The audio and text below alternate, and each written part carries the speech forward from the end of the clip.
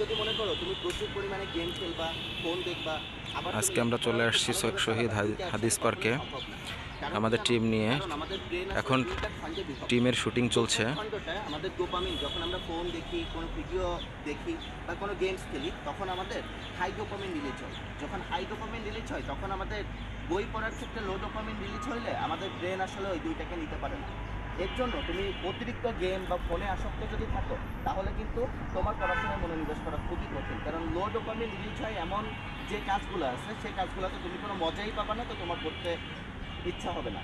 আমরা এই dopamine detox বই থেকে কথা বলছি। ডোপামিন ডেটক্স করতে হলে তুমি যে টাইমে আসলে ফোনটা ইউজ করো, সেই টাইমে তোমার অন্য কোনো গুরুত্বপূর্ণ একটা কাজ বেছে নিতে হবে। আর নোটিফিকেশান আসলে বা কোনো একটা কিছু আসলে আমাদের ডোপামিন যে হরমোনটা আছে, এই হরমোন আমাদেরকে নাড়া দেয়, আমাদের আনন্দ দেয় যে তুমি আসলে ওইটা চেক করো বা করো। তো আমরা যদি ডোপামিন ডেটক্স বইটা পড়ি এবং ডোপামিনকে ডেটক্স করতে পারি, তাহলেই আমাদের জীবনে আসলে পরিপূর্ণতা আসবে এবং বই পড়া বা অন্য কোনো গুরুত্বপূর্ণ কাজ করতে আমরা উৎসাহ পাবো।